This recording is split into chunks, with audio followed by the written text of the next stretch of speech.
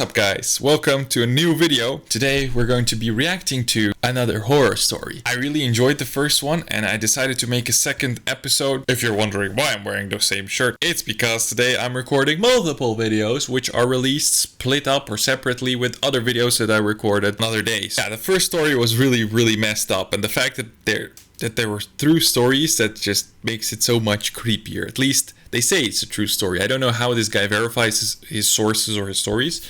A brief interruption for this hot guy working out. It's my cousin Ozzy, and he is running his fitness Instagram where he is showing you guys exercises, and he can also give you tips, everything regarding to fitness. So if you want to go ahead and give him a follow, I would appreciate it. He would appreciate it. He's working his ass off, become a fitness influencer. So if you want tips regarding fitness, exercises, and everything regarding to fitness, please go ahead and give him a follow. I would appreciate it. So let's continue with the video. Today we're going to watch a horror story that's called "If She Asks You This One Question, Always Answer No." Yeah, I just know, I just don't like making these videos. I mean, I do like making the videos, but I don't like watching the stories because I'm really creeped out when I watch them. A lot of you guys may be creeped out as well, so that's why I like doing it, so I can give you this creepy ass feeling, if you know what I'm saying. What a pleasant way to begin my 3 AM shift at Mercy Hospital. The first thing I did as I sat down was cut my finger. It was a paper cut. And despite working at one of the paper largest cuts. Wow. Just, there's nothing to do with the story though, but paper cuts are probably the worst cuts that you can get. They are so small, yet so painful. I don't know. What do you guys think? Are paper cuts the worst cuts that you can get? Let me know in the comment section down below. Let's continue. Hospitals in the state. I couldn't find a single band-aid laying around. I sucked on my index finger like a vampire while I scrambled my desk for that band-aid. I found one. Purple. I'm a hospital receptionist, and all that means is I greet visitors, make appointments, and look nice. Well, as nice as a 30-year-old man who hasn't slept in hours can look. That night, as we call it, it was just me and a few nurses on the floor. Other than that, it was ghost quiet, except for the heavy rain. I sat back on the cheap recliner chair all receptionists get the honour of using. While adjusting my band-aid, I listened to the the cheap receptionist chair that all the receptionists get an honour for using it. I like the sarcastic humour. television mounted on the corner of the ceiling as it broadcasted a seemingly important message. Authorities say the woman was last seen on Cedar Avenue. I looked up to see if the television was showing any images of this strange woman. None. It was yet another crazy person with no name and no face who we were supposed to look out for. Not creepy at all. Authorities also say the woman was reportedly walking around and asking people very What's this voice for this woman? Doesn't fit at all, but okay. bizarre questions. I focused back on my desk and continued working, but I still listened as the news anchor went on and on. She continued. The following statement was issued by an unidentified government official. Listen carefully, folks. Whatever she asks you, answer no. Do not, under any circumstances, answer yes. Officials won't comment further. What? So a government official says, okay, whatever she asks, answer no. Not under any circumstances, answer yes. So she asks you, what is your age? No. Do you like spaghetti? No. To why, citing security clearance. Police are asking that you immediately call 911 if you deem anyone suspicious. I thought that part of the coverage was quite odd, but I wasn't sure anything could scare me anymore. Working here at the hospital, I thought I'd seen it all. At the flash of the ruby red ambulance lights, I've seen people come in with severed arms, legs, fingers, people who somehow managed to scoop out their eyes, failed suicide attempts, and much more. You get used to it. My head was practically sunk into my desk as I filled out paperwork. That's when I heard something very subtle, initially. I heard it coming from the front doors, the entrance. The automatic doors opened and closed, slamming against each other, and sounding an obnoxiously loud thud each time. The very dim lighting I had surrounding my desk flickered incessantly. Hello? Oh my god. At this moment, if I would be working by myself late at night shift on a hospital, and the doors start doing that and the lights start flickering, I'm out. I'm bailing. Doesn't matter. If it's on the 4th floor, I'm flying through the fucking window. There's no way I'm gonna stay there. No way. Oh hell no. No.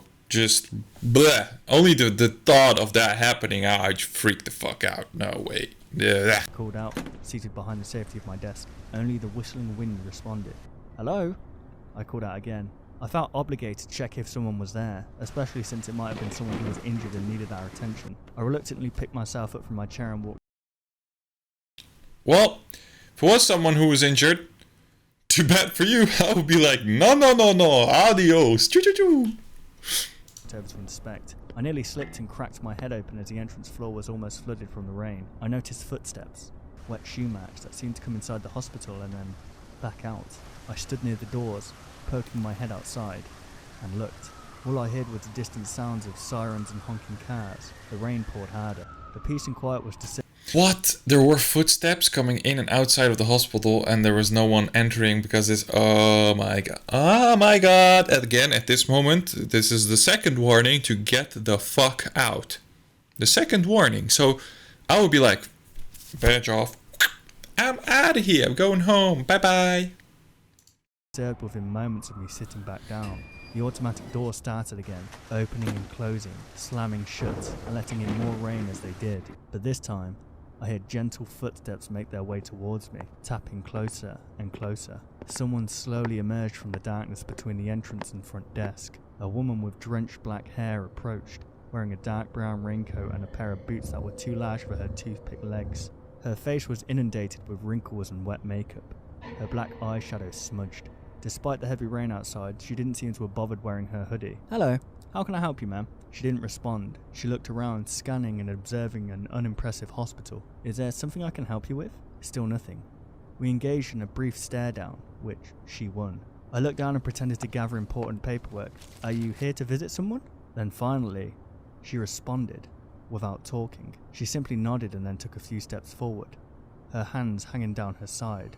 Her posture was unnatural, almost uncomfortable. "Okay, for now I need you to sign here, then you'll have to wait a few hours for visiting time to begin," I said, pushing forward a sheet of paper and a pen. She raised her arm to sign and then abruptly stopped. She seemed startled by something on the desk. She looked at me, tilted her head and, with a smile that was as wide as her eyes, said, "Would you please move that for me?" I was confused at first, and then she pointed at it with her index finger, as drops of rainwater tapped against my desk while her arm hovered. Oh, fuck. Oh my god. This is creepy. So she has to sign something, she's not talking, she's drained in rain, and then when she needs to sign, she gets scared because of a cross that's laying on the desk. Are you fucking kidding me? Oh my god. Oh my god. I sweared a lot in this video because this is some creepy ass shit. Duh. That woman needed to be smacked, knocked out right there when she didn't know. Doesn't matter if this was an act or something. No. If you're gonna do all this creepy shit while I'm doing it at night, you're gonna knocked out, and I'm out of there. Or if it was an American, I would have a gun. I don't think a hospital receptionist would have a gun with him, but you never know. She would have eaten probably, I don't know, every single mag that I have with me. Hovered over it. I took the little crucifix we had at the front desk and put it in a drawer. The woman proceeded as if she was going to finally sign the paper and then stop before writing anything. She dropped the pen on the ground and stood there again, staring at me. She asked me a question. "Do you reject the Trinity?" "I'm sorry?" I replied. For a few more uncomfortable moments, the woman stood there, like an ancient statue. I had no idea what she meant by the question. "Ma'am, who exactly are you here to see? Family? Friend?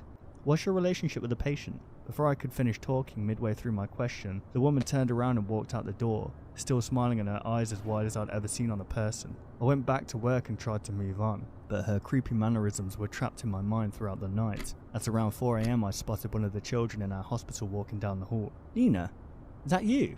I called out. All the kids in the hospital knew me. I was proudly considered one of the cooler employees. I let them break the rules. I brought them snacks upstairs and even told them scary stories, despite their predictable regret later on. The nurses would get angry with me every time I held one of my scary story nights. They always had a bunch of bed sheets to change the next morning. I only did these things for the kids when I wasn't busy, when it was a quiet night, and this was one of those uneventful nights. Okay, besides that, if it's a true, this guy's a true legend, man. If you just, I just like people who are helping out in hospitals, like everyone who works in a hospital, I appreciate them, especially when, you know, when it's coming to kids who are like ill, or, you know, in very bad situations. I really appreciate that he just makes their day better. Like a really good person.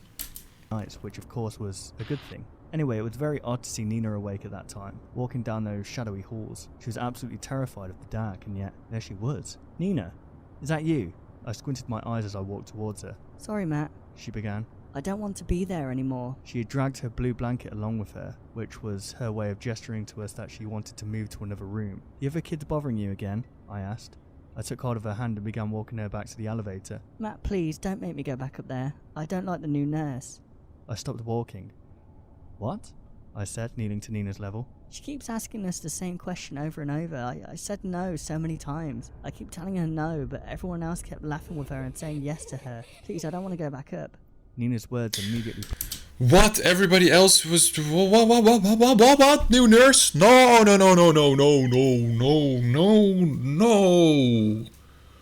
Ah. Ah. Ah. Ah.